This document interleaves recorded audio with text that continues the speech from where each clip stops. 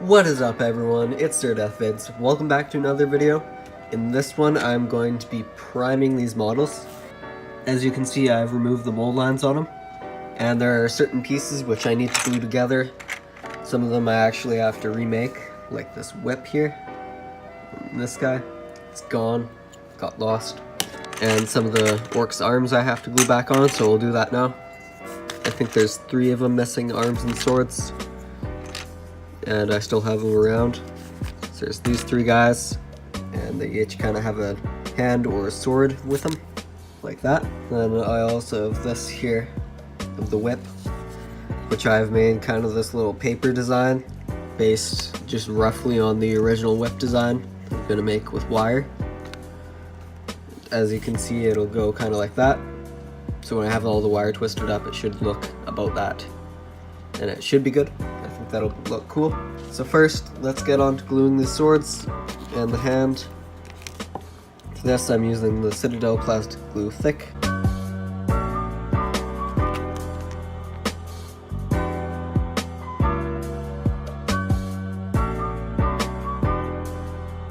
And I'll glue on these swords, and I'll get back to you on that with making the whip. My original plan of using that 26 gauge wire did not work. I have what the whip looked like when I had made it out of the green wire. I thought it looked way too thin. As you can see here, it doesn't really match the model. So I took some 14 gauge wire, it was just some leftovers from school, and I had stripped it and kind of bent it into this approximate whip shape according to my template, right here. And I'm going to super glue this in place. I cut off kind of the excess and drilled this hole in here, and then I'm going to super glue it in. I do have some just cheap super glue, and to try and avoid getting it all over my hands, I am just going to use these little vice grips. So I have them attached here. I'll put a dab of super glue in the hole, and then I'll just shove it in, and that should save my fingers from any super glue. Let's hope I just don't glue my fingers together. I should probably be wearing gloves, but oh well.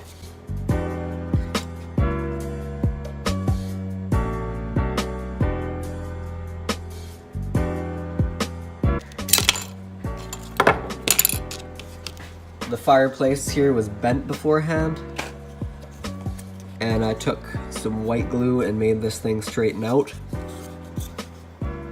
And then there was a white seam here. I took some paint and dragged it along the white seam. So in this brownish part, right above my finger, I used some, I think it was Bugman's Glow. It is one of the colors that I use for flesh often, this one.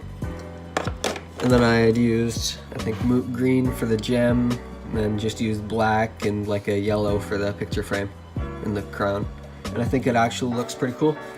And the reason that I'm going to do this one in gray, or the fire pit, is because if you take a look, there are stones, and then there's just logs on top, so I can have gray all on these stones on purpose. And I don't really have that much gray paint, so I'd have to mix it up myself, but it'd be easier to just prime it in gray and then just paint the logs on afterwards. Maybe I'll give it like a little glow effect with some red or something if I get adventurous with this. We are just going to spray paint these with some Skull White, and this is an older spray paint, but it should still work. And I'm not doing all the models right now because I still want to have some of them with the normal plastic color.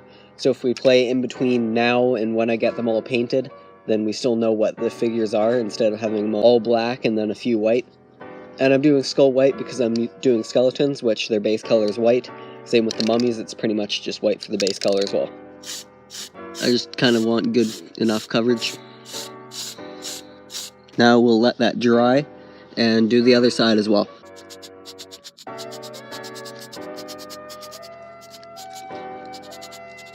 And yeah, that's about how I do my priming.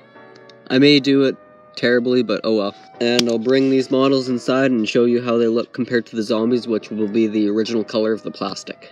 The difference between these guys isn't massive, but you can still kind of see it. Like, you can tell that one's been primed and one has not. You can especially tell when you flip them upside down. Get that comparison of the raw plastic compared to the skeletons. And we're also going to be priming some of this furniture stuff, like this fire pit and this torture table.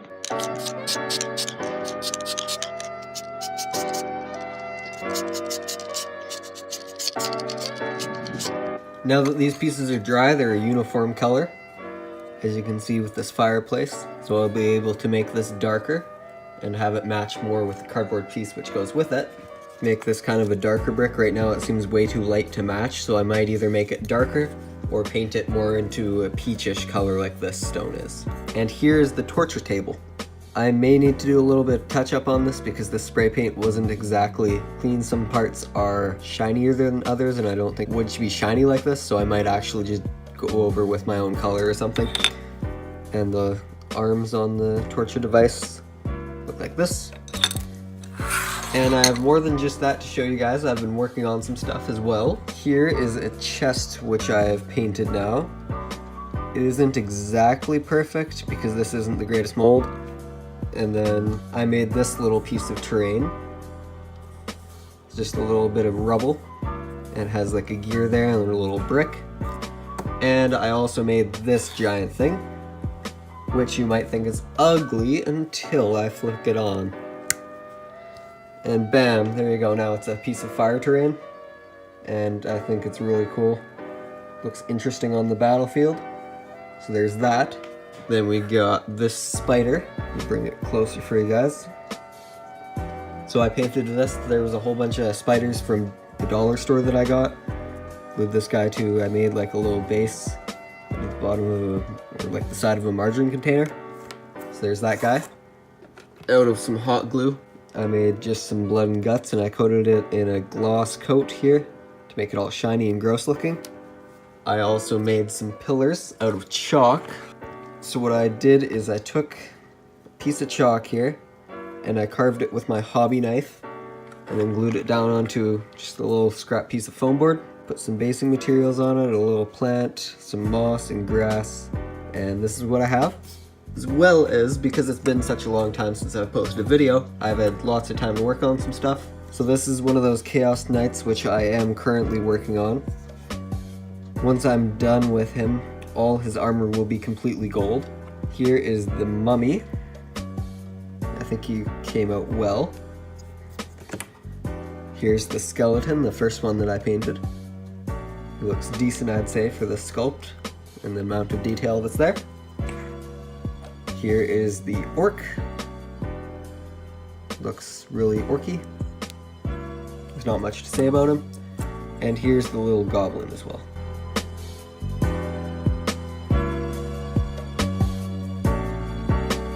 I don't know, I don't particularly like his base, but I don't know what I was going to do with it. I think I was going to put stones on it, but then the stones didn't look good. So I just kind of left it as this gray color. That's what I've been working on because it's been so long since I've made the video and school's back on, so I have a whole bunch of physics homework and stuff. I was feeling rather unmotivated to make videos, seemed like no one was watching them, but I think I'm back now, or at least I'll be doing it kind of part-time because I have school and that's my main obligation. I almost forgot I went to Games Workshop, got some stuff. Because I'm doing this, I had to get Citadel skulls. I just had to. 340 skulls. There's various ones here of different sizes.